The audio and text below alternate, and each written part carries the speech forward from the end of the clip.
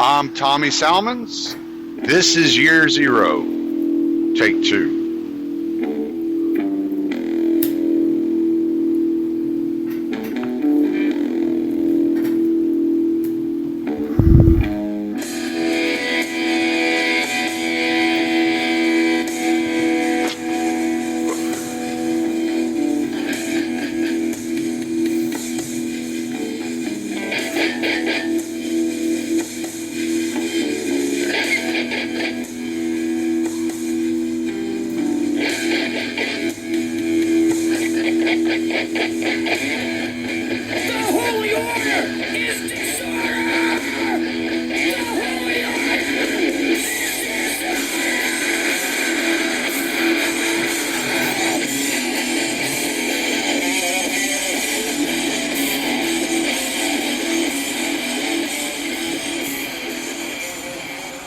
When you have young children, you find out very quickly the instinct of people and humanity to use violence to achieve their ends. And you spend much of the first few years of a child's life teaching them that violence isn't the answer, that violence isn't the best method for achieving your ends. And you're teaching them, don't hit, don't scratch, don't poke, don't kick. And to use communication skills and to ask permission or to be more civil in their interactions with other children.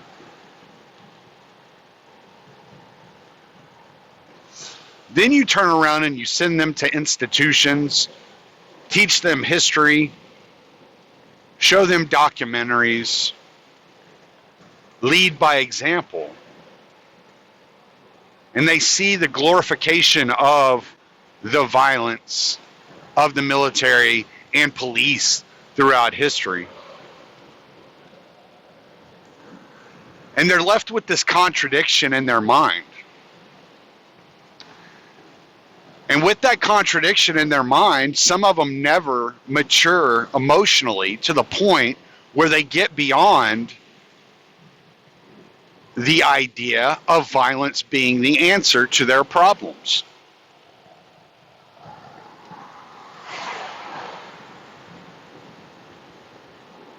And so they either grow up to seek out positions in the world that permit violence and violent institutions, or they seek out violent means as a method for reaching their goals.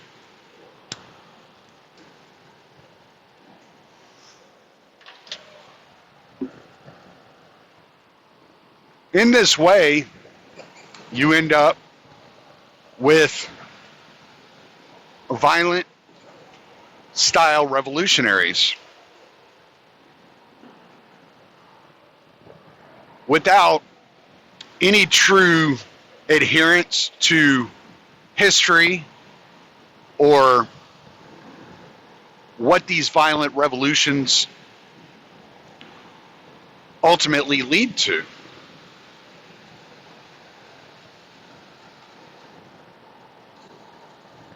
When you read Emma Goldman, My Disillusionment in Russia, you find out that the violent means led to the ends of the Bolsheviks governing the country with an iron fist, in that they had no more use for those looking for peaceful ends, for the anarchists, the anarcho-syndicalists, and that they began to persecute them. When you look at the Spanish Revolution, you find out that the anarchists won small victories, seized Catalonia, and as the Civil War progressed, the communists turned the guns on the anarchists. This is what Albert J. Nock meant when he said there was no such thing as a revolution, but only a coup. It was only one political group seizing the power from the other political group and then ruling with an iron fist.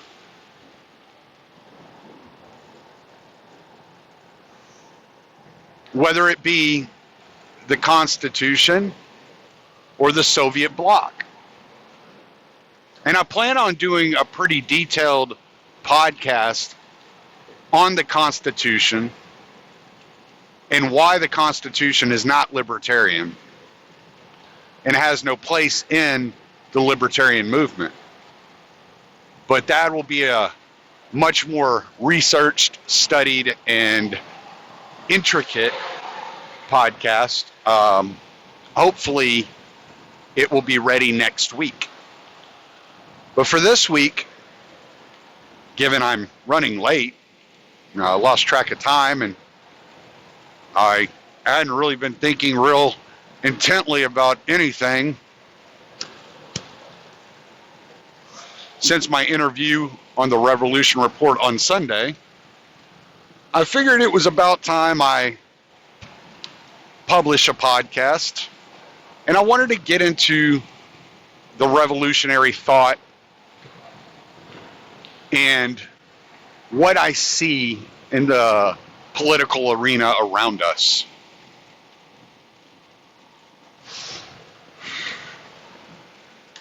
It's no wonder, given the contradictions that children experience throughout their life when it comes to violence, that they grow up to be nationalists or socialists or communists or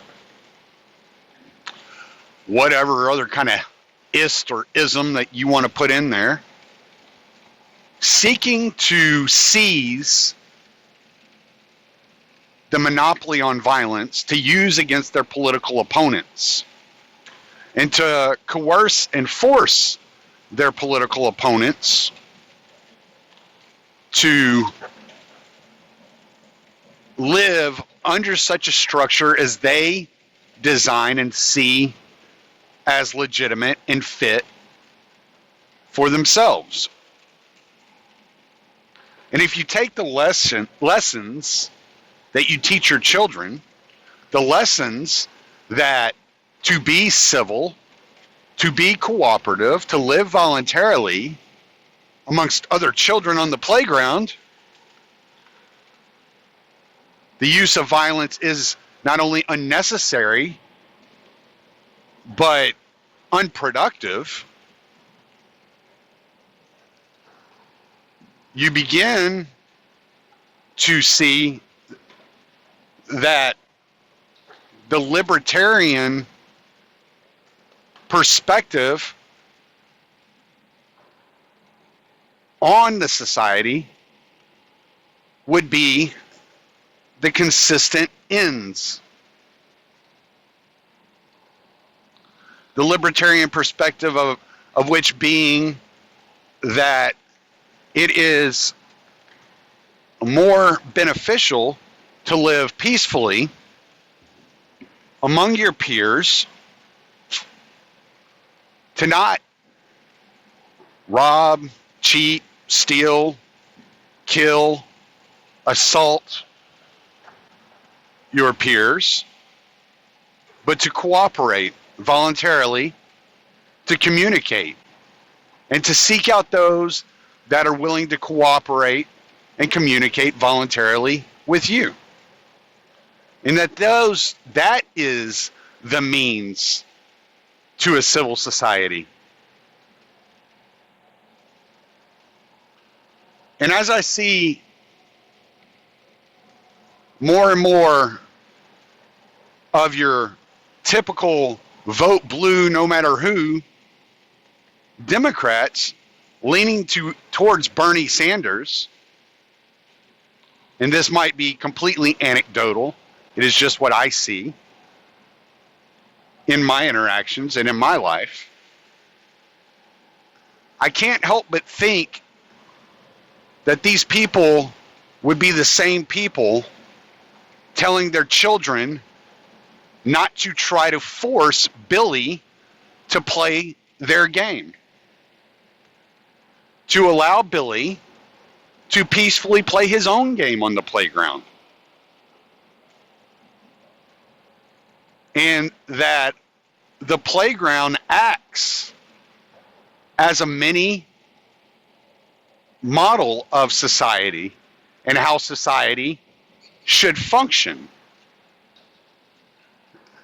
That those children using violence against other children are ostracized, are disciplined, and that those cooperating and playing peacefully with each other are left to their devices, are left to form their games and play their games in such ways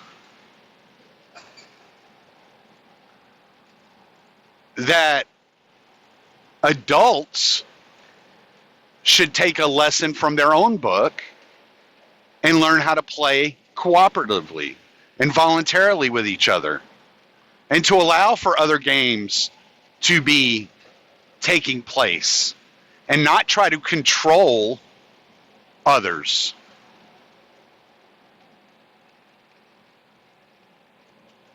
Yet they live this internal contradiction, turning to their worst instincts when they feel that something may threaten their ideals and their thought processes. That they turn to violence as their means to an end.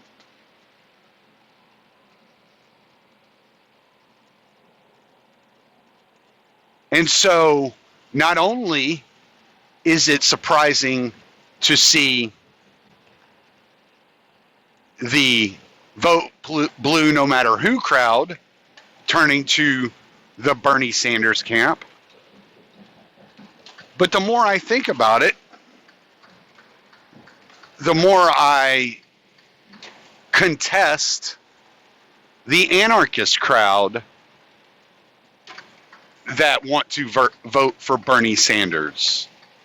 At the core of anarchism is the dissolving of the state,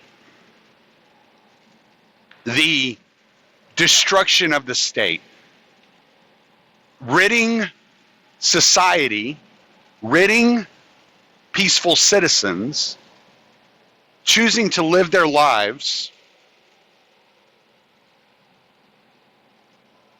from the violence and coercion of the parasitic managerial class that rules from the foundation of government. And to replace that government with your own violent monopoly is no more legitimate and does not make you an anarchist.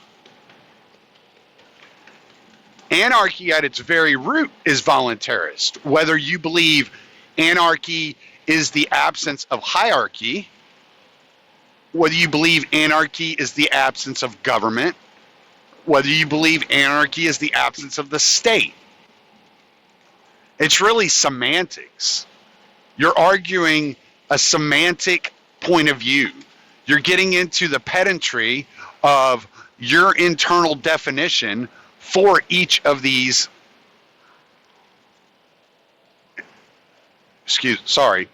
Boogie is kind of driving me crazy. As soon as I started talking, he woke up.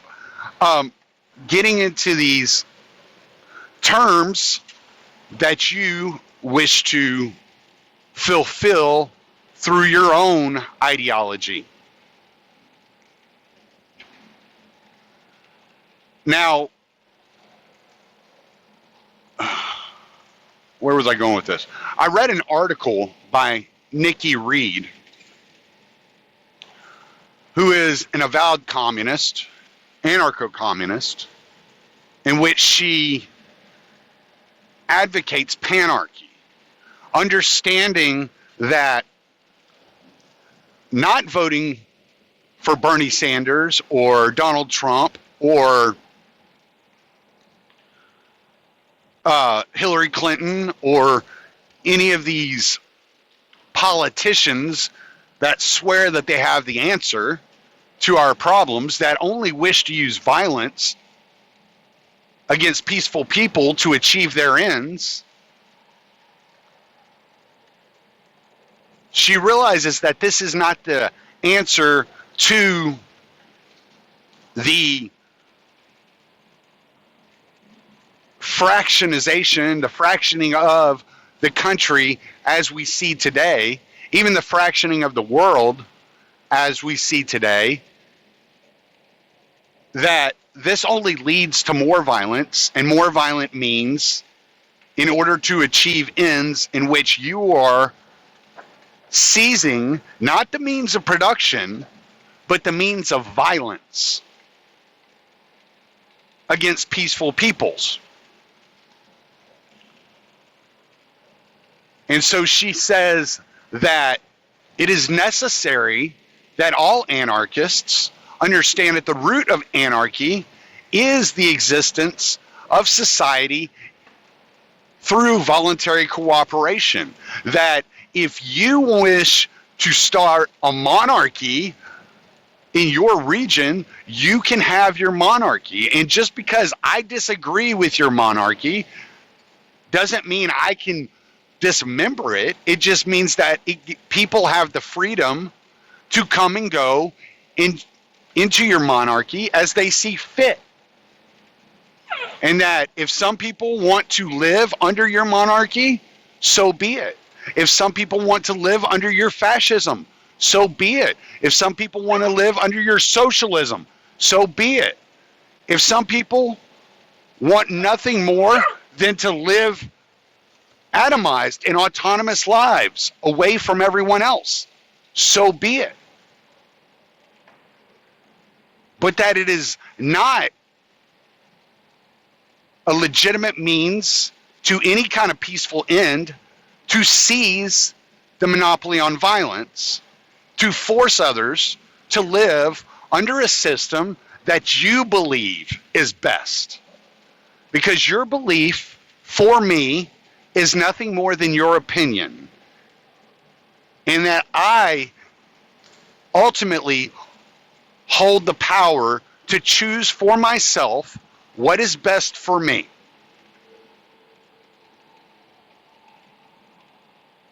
And so, as you look at these people, these anarchists that suggest, and I say that in quotes, that suggest that Bernie Sanders is their best bet, that growing the state is their best bet at achieving their ideal society, you have to question whether or not they are anarchists, because they don't want to live in their society.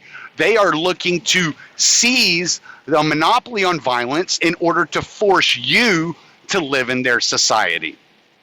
And that anarchy at its very root is voluntarist. In that the voluntarist route would be to not seize the monopoly on violence, but to dismantle the monopoly on violence, to get rid of the national security state, to get rid of the drug war, to get rid of the welfare system, not to advocate for a universal healthcare system, but to rid the healthcare system of government intervention, to stop sanctions and tariffs and wars, to destroy the Pentagon, to shred the powers of the federal government, not expand upon them.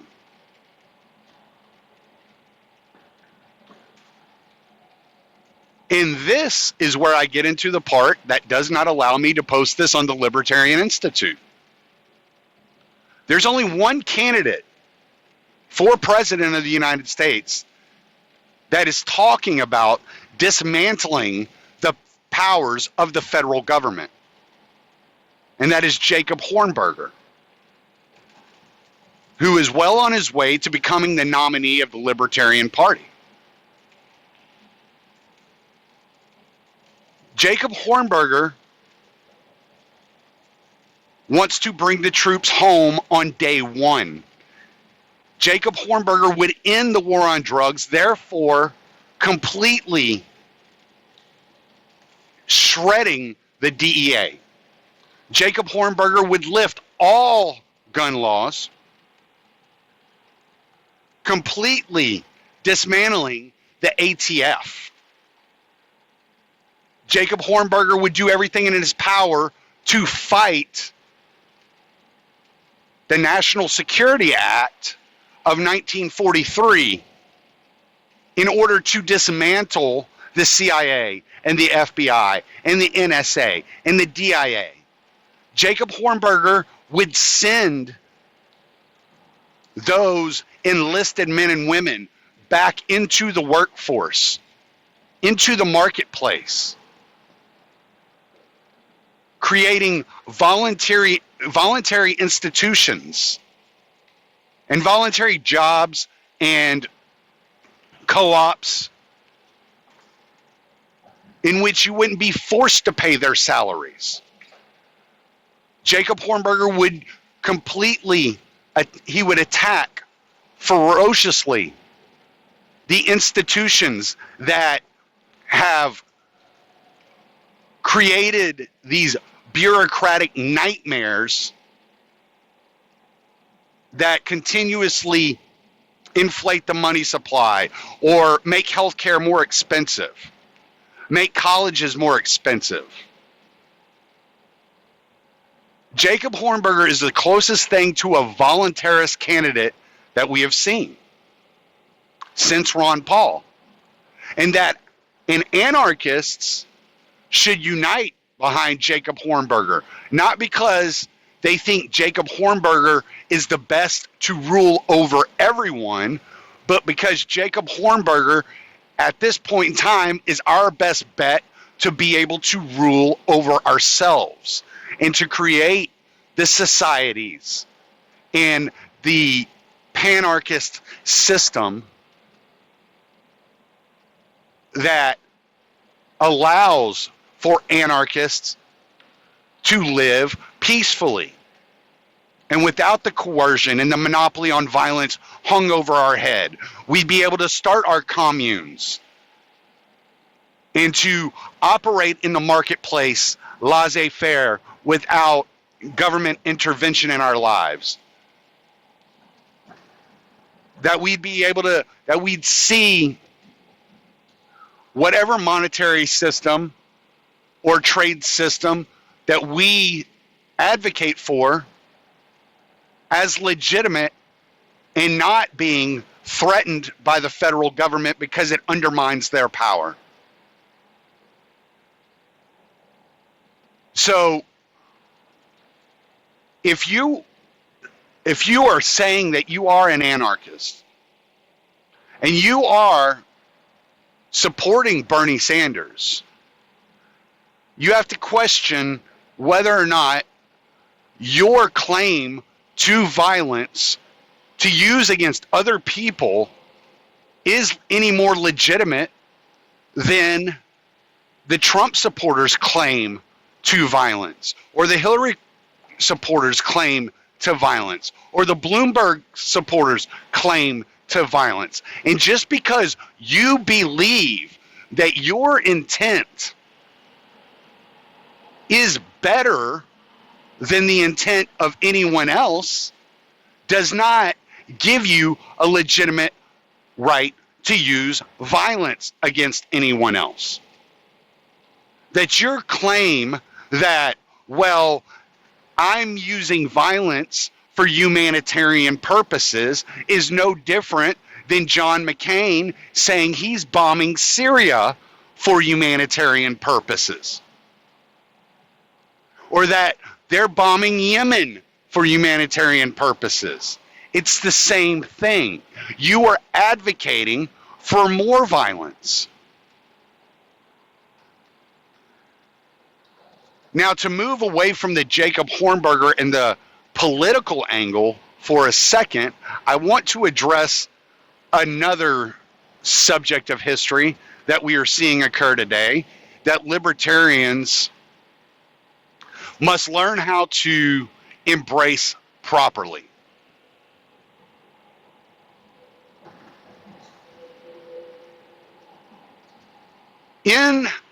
During the civil rights movement, the Black Panthers and many black separatist groups took very hardline, violent stances. And though I don't agree with their hardline, violent stances, I recognize that Martin Luther King Jr.'s achievements in many ways were due to those violent stances and the use of violence by these groups. And that it gave Martin Luther King Jr. leverage to say, well, you can either deal with me peacefully or you can deal with them violently. And that it gave the government an ultimatum. Libertarians and libertarian activists, without advocating or embracing the violent methods of Antifa or Black Lives Matter or any of these other revolutionary groups, should begin to examine ways in which we can use their violence in our favor. And say, look, you can either deal with us and remove some of these burdens off of the citizenry, allow us to create our free trade zones, allow us to create our communes in which we participate voluntarily amongst each other without your involvement, or you can deal with them. And you can deal with violence on the streets and play that game for the rest of your days. Because violence begets violence.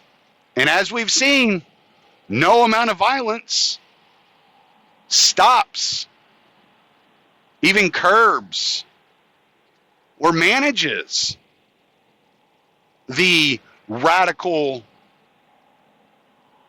more terroristic elements of a society. Al-Qaeda didn't just go away because the United States invaded and started bombing. ISIS didn't just go away. What do?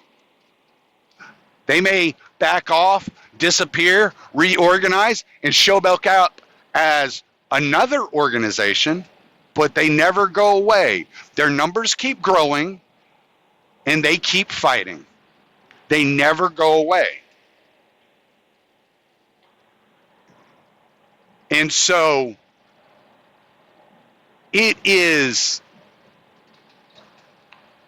a tightrope libertarians must start learning to utilize without advocating or embracing the means and the methods of those childish,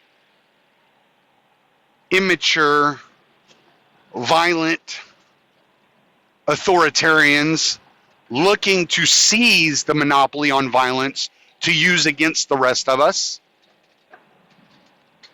We must learn to advocate for their freedom to have their communes in their areas outside of the parameters and scope of the federal government, just like we advocate for our free market areas outside of the scope and the reach of the federal government.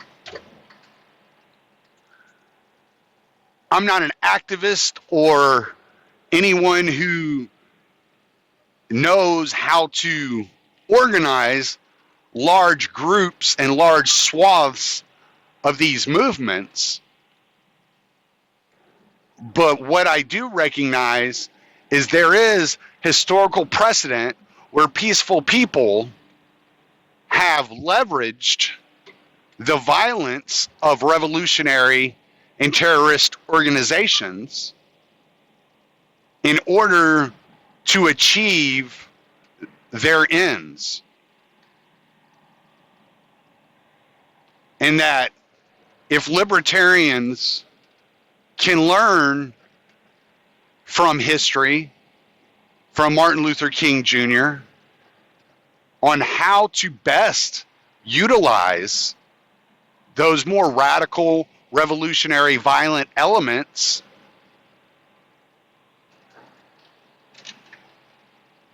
in our favor, that it may go to serve the purpose of liberty for millions of people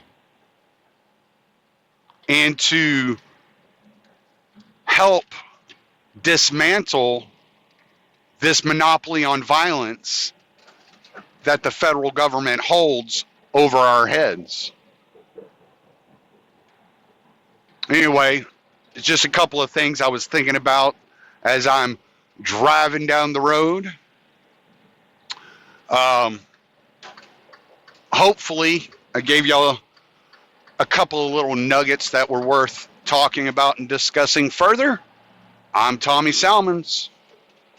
Late.